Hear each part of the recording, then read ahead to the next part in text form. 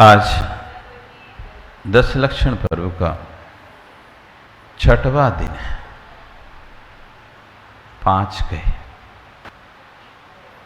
5 दिन पूर्ण हो गए। छठवां दिन प्रारंभ हो गया, संयम धर्म का दिन प्रारंभ हो गया। अच्छे दिन जल्दी चले जाते हैं,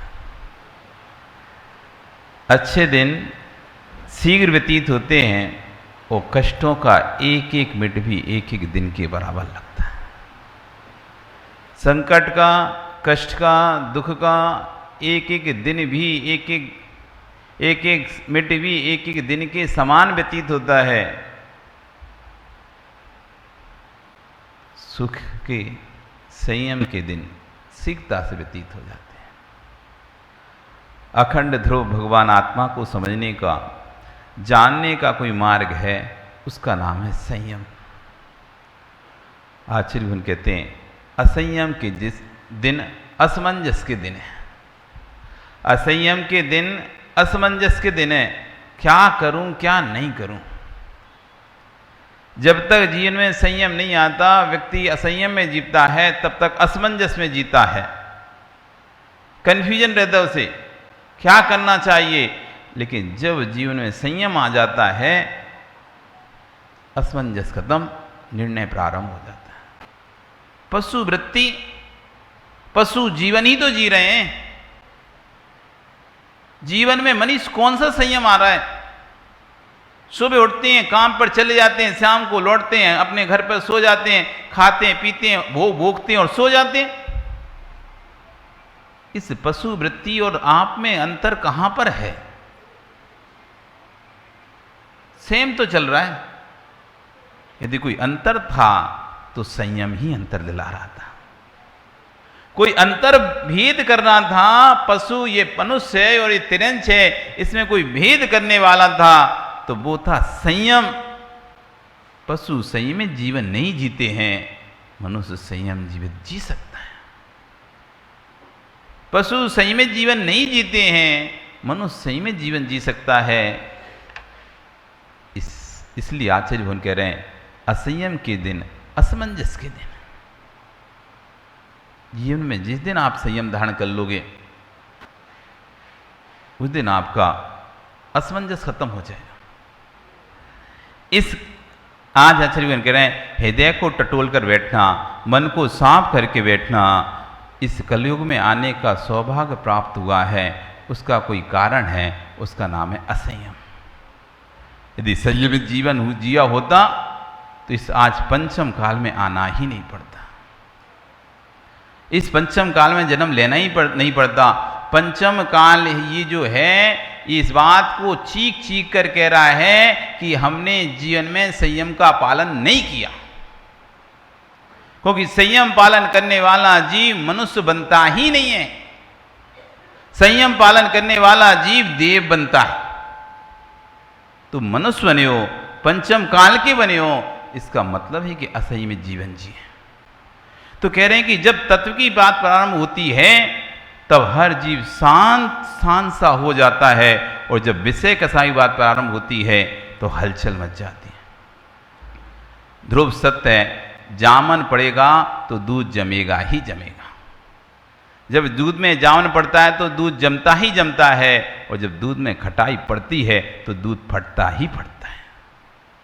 ऐसी जब भावों में विषय कसाय का खटाई पड़ेगी तो भाव फटेंगे ही फटेंगे, और जब संयम का जामन पड़ेगा तो भेद विज्ञान का जामन जमेगा ही जमेगा।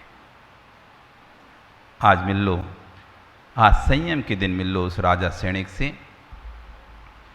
भगवान महावीर स्वामी के शोषण में सैनिक 60,000 प्रश्न कर रहा है। वो ऐसे कोई उजूल फुजूल प्रश्न नहीं थे, तत्वों के प्रश्न थे, जिन प्रश्नों को सुनकर जीव संयम को धारण कर रहे थे, जिन प्रश्नों को सुनकर जीव नियम को धारण कर रहे थे।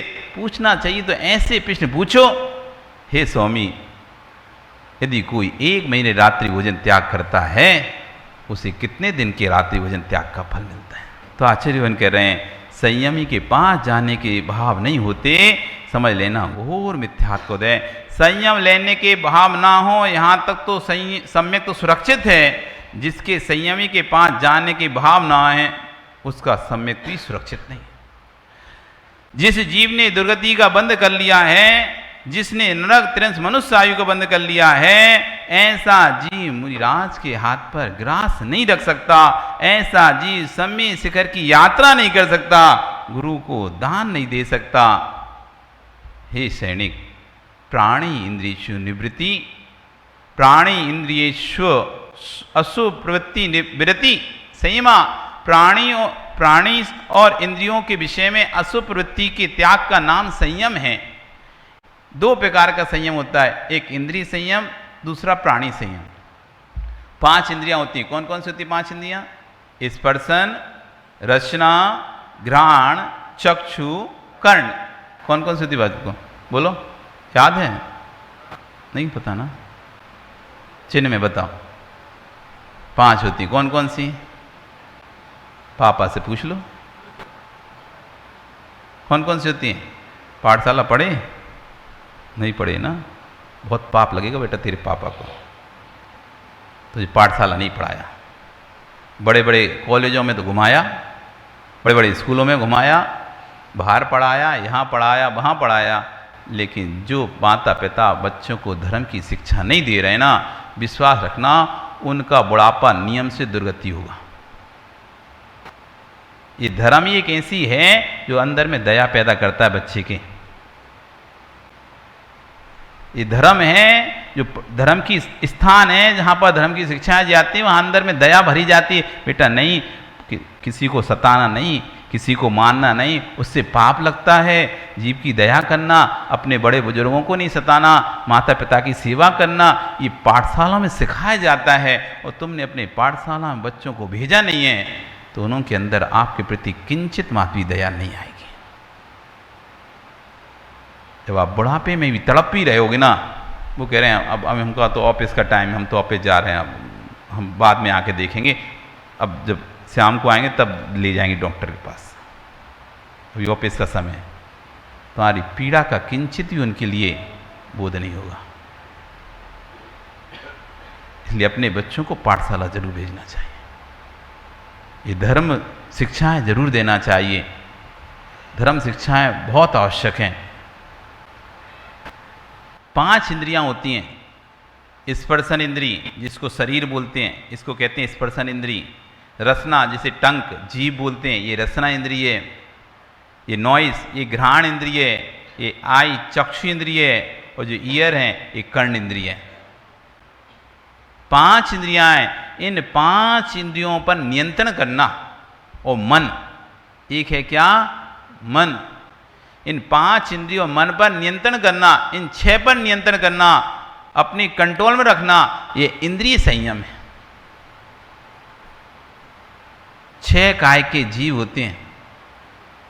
6 इंद्रियां हो गई, 5 इंद्रिय मन, ये 6 प्राण इंद्रियां हो गई। और 6 काय के जीव, पृथ्वी काय, ये जमीन जिसको अपन कहते हैं धरती, ये पृथ्वी का एक जीव है। व्यर्थ में इस पृथ्वी को नहीं खोदना।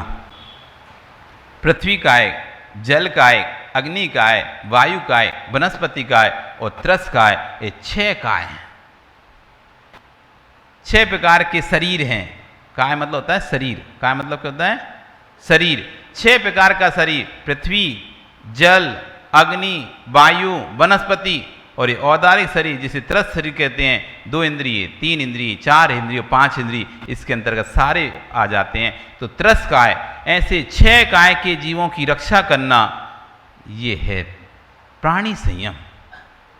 इन दोनों की का नियंत्रण करना, उसका नाम है संयम धर्म। आज सुन लो कथा उस संयम धर्म की, कि चींटी डस रही है शरीर को, अब शरीर का मांस का एक एक कण निकालकर बाहर फेंक रही हैं, मृतक शरीर दुर्गंध दे रहा है।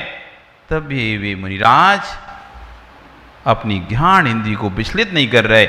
ये है इंद्रिय संयम। ये तो भैया एक मच्छर काट के देख ले।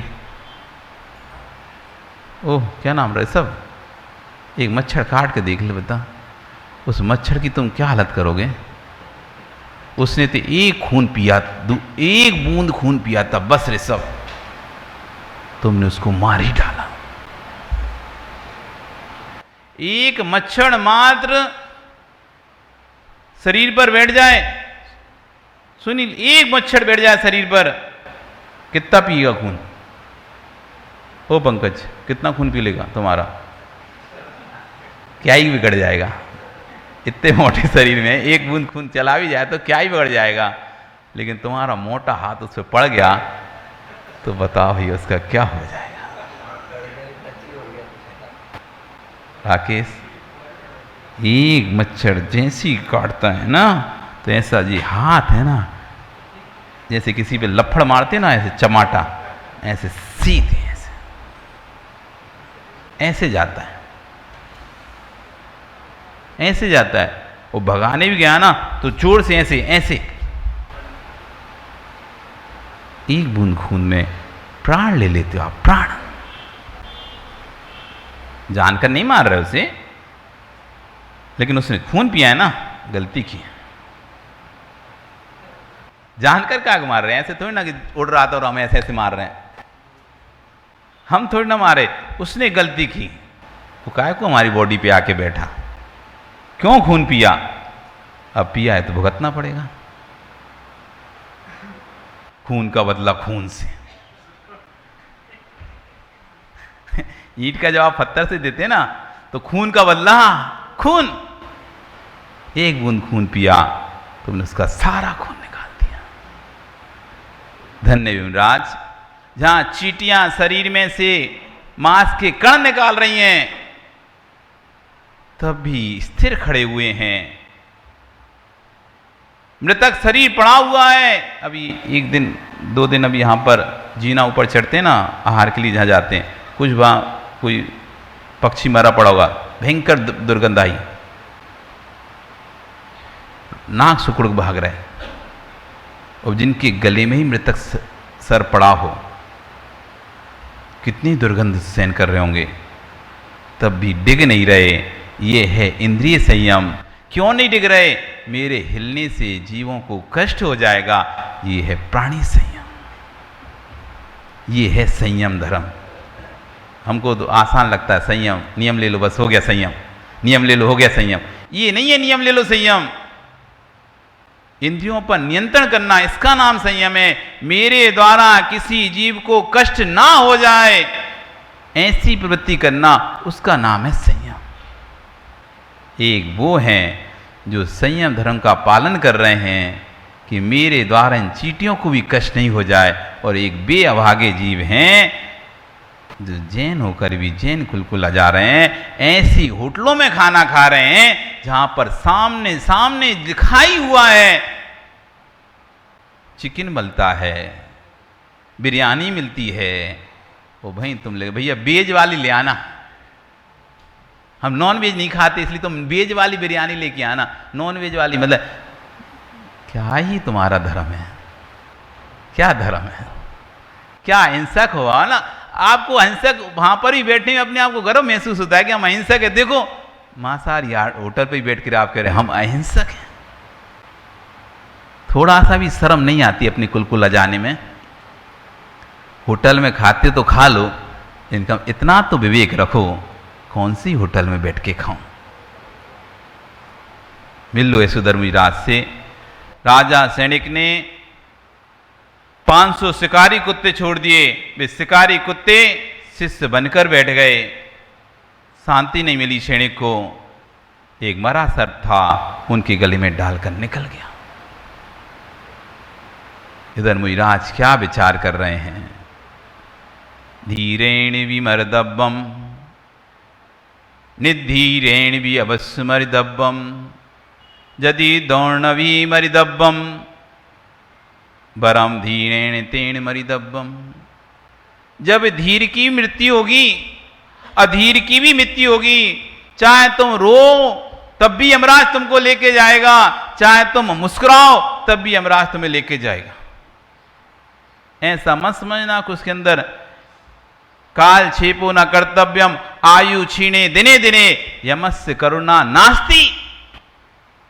यमराज को कोई करना नहीं है। तुम बिल को भैया 2 दिन के लिए छोड़ दे, बस मेरा बच्चा छोटा है, उससे कोई मतलब नहीं तुम्हारा बच्चा छोटा है, बड़ा है, ऊंचा है, नीचा है, काम कर रहा है, नहीं कर रहा है, व्यापार जमा है, नहीं जमा है, आज पैदा हुआ है, कल पैदा हुआ है, यमस्य करुणा नास्ति। चाहे रुदन करो तो भी यमराज लेके जाएगा, चाहे मुस्कुराओ तब भी आएगा। जब दोनों में आना ही है, यम यानी मृत्यु, जब दोनों में मृत्यु को आना है तो फिर मुस्कुराते मुस्कुराते क्यों ना जाएं। सर्व डाल दिया है, ये चिंतन नहीं करे, देखो इसने मेरे ऊपर उपसर किया, क्या सोच रहे हैं, जिसे मरना था, जिसे गलना था, वो देखो मेरे मरने के बाद गलता सड़ता लोग नोच नोच के खाते, मेरे देखते देखते मैं उसे जीवित जीवित देख रहा हूं, कैसे नोच के खाया जाता है। वेदन कर रहे हैं, कह देना कि मेरे साथ चल रहा हूं, जब यमराज आए तो मुस्कुराते कह देना कि मैं तेरे साथ चल रहा हूं, तब यमराज भी आपत्ति पड़ जाए कि ऐसा भी महापुरुष है जो मुझे देखकर भी मुस्कुरा रहा है। मृत्यु को देखते जिसको मुस्कुराने वाला कोई है तो मनीषी आचार्य उनके महासाहु महासाहु महासाहु दिगंबरा। साधुओं में भी महान साधु महान साधु महान साधु कोई है, वो दिगंबर साधु है, जो मृत्यु को भी निमंत्रण देते हैं, आप आ जाओ, जो मृत्यु से भी नहीं डरते हैं। अच्छा विराग सारी जब वीडियो देखी, ललकार रहे मृत्यु को, मैं तैयार हूं, मैंने अपनी सारी व्यवस्थाएं कर दी हैं, मैं अपने सारे संघ को व्यवस्थित कर लिया है, तू आजा जब लाना हो। क्या हिम्मत है, आदमी डरता है, रोता है, बिलखता है, मैं मर जाऊंगा, मैं मर जाऊंगा, मैं मर जाऊंगा।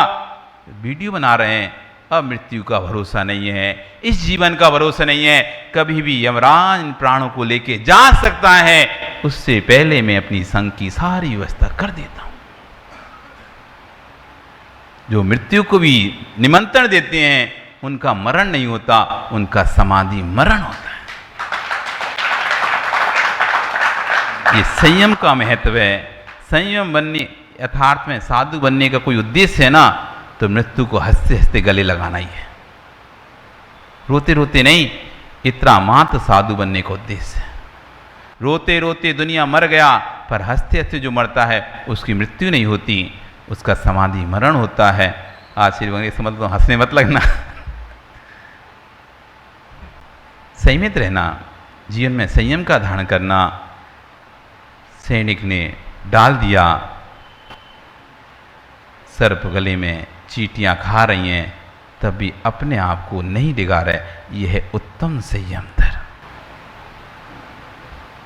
आज आपका समय, कल फिर आओगे, पर यार ही तो जीवन में इतना तो कर सकते हो, ऐसा संयम पालन नहीं कर सकते, कम से कम 10 मिनट का भी संयम पालन करो कि अब इस 10 मिनट में चाहे कोई जीव मुझे काटे, चाहे कोई मच्छर काटे, चाहे मक्खी काटे, मैं अपने शरीर को 10 मिनट तक स्थिर करके रखूं। ये संयम तो पालन कर ही सकते हो। 10 मिनट तक मैं अपने शरीर को नहीं हिलाऊंगा, एक स्थान पर एक आसन में बैठकर अपने साधना करूंगा। ये 10-10 मिनट की साधना धीरे धीरे 10-10 घंटे की साधना बन जाती है, और यही आपकी 10 मिनट की साधना किसी भव में केवल ज्ञान की साधना बन जाती है। इसलिए अपने जीवन में संयम को धारण करें। यही मंगल भावना के साथ बोली भगवान महावीर स्वामी की। ओम ह्रीं उत्तम संयम धर्मंगाय नमः। ओम ह्रीं उत्तम संयम धर्मंगाय नमः। ओम ह्रीं उत्तम संयम धर्म की